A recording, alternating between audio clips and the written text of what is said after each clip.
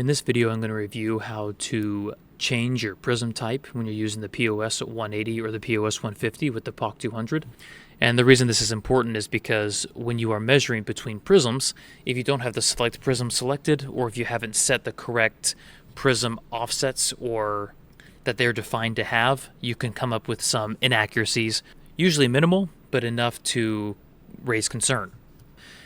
The prism icon is located up here in the top.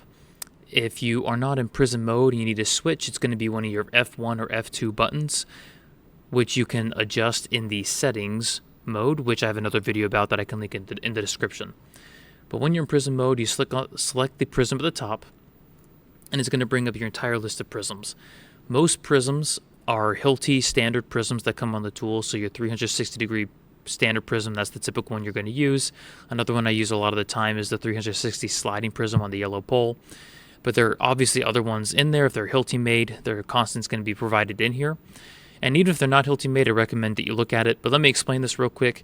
The constants here represent the distance from where the tool hits the prism to the actual center of the prism. And that could be positive or negative as you see on these numbers.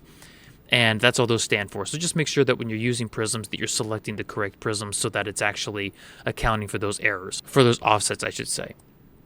But here's where it's important. If you have a user prism, one that is not Hilti standard, you want to make sure that you select that as your prism.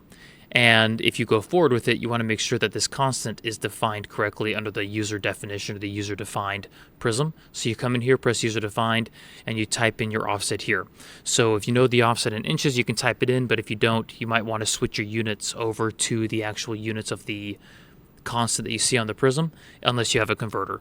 And if you do need to switch your unit conversion, all you have to do is go to the home button, go to config, go to settings, and in settings you can simply go here and say, hey, I want to actually type things in for a second in millimeters. So you go to millimeters, press OK, and now if you can see, if I go back to my prism and I type in a user defined, it's going to have me type it in millimeters.